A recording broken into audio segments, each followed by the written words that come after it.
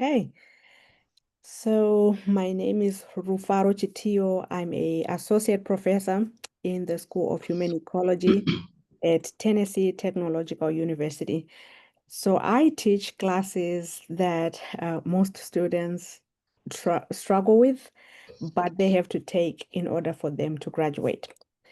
So my presentation is focusing on how the content that I teach is emotionally exhausting for the students. And so, because everything that I teach tends to be heavy in terms of emotional expenditure, we hear a lot of reports from students not lasting on the job, having high turnovers, and being burned out pretty quickly. So, based on feedback from students, we decided to create a course focusing on how people should or can or must develop professional resilience so that they thrive on the job instead of just struggling and then just leaving. So the course that I developed is known as Resilience in the Workplace, and it focuses on how we push students to be intentional when it comes to taking care of themselves. And so, even though we want for them to be thriving professionals, we also cannot ignore the reality that they should be taking care of themselves emotionally, physically, and socially.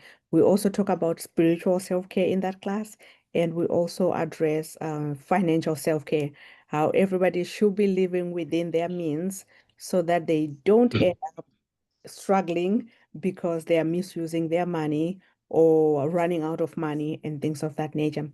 So we do a lot of reflections, boundary setting, and mindfulness in that class, so that everybody is prepared and is balanced as a professional. This is a course that people take the semester that they graduate. So it is, in my opinion, a timely course, but I could be biased because I feel like it's a great course.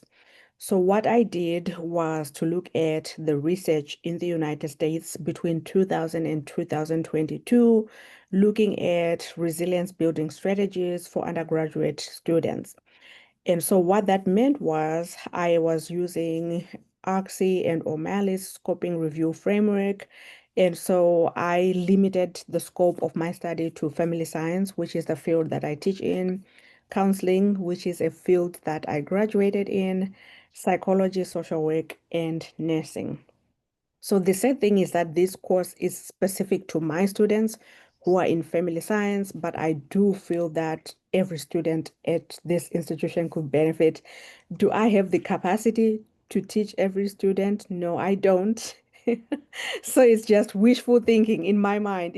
If everything could be magical, everybody should take the course and hopefully have a good professional life. So based on the research, we found that that's me and a graduate student who was not interested in having her name disclosed because she's currently on probation for things that happened. But anyway, we found out that a reflective practice is very essential when it comes to people thriving as professionals. So this includes things like reflecting on your own, journaling if you like to write, and seeking supervision as needed. We also looked at how mentorship and peer safety were important when it comes to building supportive learning environments. So this means as educators are educating students and teaching them how to thrive later on, we should make them feel safe as we provide mentorship and supervision for them. We also learned that as we are teaching them about self-care and boundaries, we cannot ignore time management because a lot of the times we hear feedback that students have never been taught how to manage their time. And from a professional standpoint, we are saying, well, we cannot teach you how to manage your time because there is no set standard for how to manage your time. Just like the self-care, you have to kind of figure out what works for you and what doesn't work for you. So it will be like a slippery slope for any professional to suggest a specific regimen for how to manage time. And so what we default on, at least in my class, is for everybody to create a wellness plan that is specific to them. So I do have an assignment where everybody has to create a wellness plan, and it has different components. And it also asks them at the end to reflect on what has been working so far. And it also has a component of evaluating in the future. So, how will you know that your wellness plan is working should you implement it? And I make it a point to remind them that even though you did successfully create this wellness plan for this class, it has to be dynamic, which means I will have a problem with it. Of course, I won't know once you graduate, but it will be problematic if your plan is set in stone, because it should not be set in stone. It has to evolve and change as your life evolves and changes. So, key finding number 4 was meaning making. This is where we push for every student to link their job to the purpose that they think they have in life. And so this is the biggest struggle that our students know that they have, but at the same time, they don't know what to do with that struggle. And we found two reasons. So this is not in any research, but that's just based on talking to students over the years. We find that there are two reasons why students struggle with finding their purpose. Number one is that they are in school for something that they know is not approved by their family. For example, a lot of our students change their majors from other colleges, and because they change their majors, they feel like they are fighting against their family. Their parents probably wanted them to do, I don't know, medicine, engineering, nursing, or something fancy, something that will bring in more money. But then when they enrolled for those courses or those programs, they couldn't make it because their intellect and their personalities were not matching up with those degree programs. And so that's the reason number one that we tend to see students struggle. The second reason that students struggle, at least at this institution, is that most of them were raised or are still being raised to be homemakers. And so, if somebody is being raised to be a homemaker, but they're in college, they struggle to reconcile the two. And the reason why they struggle, in my judgment, is that they are in college because somebody is paying for their tuition. It could be a parent, it could be a grandparent, it could be a scholarship. But they don't know what they want to do because the messages that have been taught to them have been you need to be a wife, you need to be a mom, and you have to homeschool your children, and all these things that are pretty traditional in the United States landscape. But at the same time, education is an opportunity. So how do we reconcile the two? I don't know, but they are struggling to make the two come together.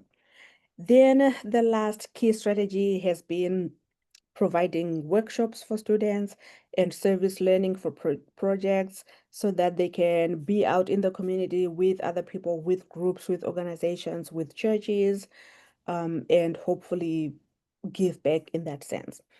So there are four gaps in the literature when it comes to kind of figuring out what all this means.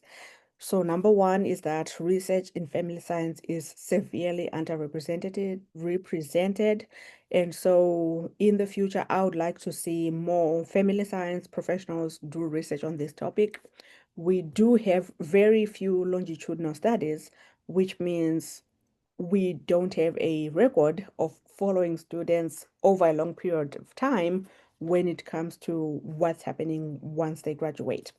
And then we also don't have a lot of cultural diversity, which means majority of students participating in studies that are in the United States between 2000 and 2022 is predominantly white in terms of population. And then last but not least, we have seen that in the research, resilience is often a add-on to things, but not something that we are truly striving for. So, with that in mind, I feel like we have to, as professionals, do three things. Number one, if we can help it or if our curriculums allow for it, we should embed resilience across the curriculum. That means as we are teaching students to last on the job and to thrive as professionals, we have to sprinkle resilience throughout the curriculum instead of just hoping that they magically know how to be resilient once they graduate. We also have come to the realization that as professionals, so this is something that I brought to our faculty meeting, as professionals, we have to be a good role model when it comes to resilience. Yes, we do struggle as people. Yes, we do have moments of being overwhelmed. Yes, we do have moments of disappointment. But in general, I think we have to be good representatives of what it means to be professionals. So that means if we are having an outbreak, handle it professionally in front of students. If we have a fight with someone, handle it professionally in front of the students, because we cannot just be so dysregulated that we are blowing up all the time. And then, last but not least, we have to create a supportive culture as we are working with students, because I feel like most of the times students feel like they are on their own. They feel like they are being treated as a statistic. And from the research, I feel like we should let them know that we are there for them. We don't view them just as a number, that we truly care for who they are as a person. And some of the things that we can do about that is, for example, getting to know their names, finding out how they are doing on a weekly basis. It doesn't have to be big things. We don't have to remember their birthdays or their anniversaries or whatever, but just being consistently caring so that we know that we are being available for them and that they know that we do care and are available for them. So, in conclusion, I feel that when we have emotionally taxing content, we have to be intentional when it comes to providing care for students. I also think that when it comes to well-being, we cannot forget resilience. And last but not least, I feel that students should be empowered to feel that they are capable and that they are able, so that they just don't quit on the job and that they last on the job. Because to me, as a professional, it's pretty frustrating to hear reports of somebody who graduated in May, for example. Now we are in October, they already quit their job. And it's like, well, what's going on? Well, I'm just burned out. Well, is that the kind of professional that we need in our field? No. But if we didn't teach them how to be resilient as a professional, how do we expect for them to be able to last on the job? So this is where I was coming from with this presentation, and I hope it makes sense to everyone, and I hope it resonates with everybody who's in higher education. Thank you very much.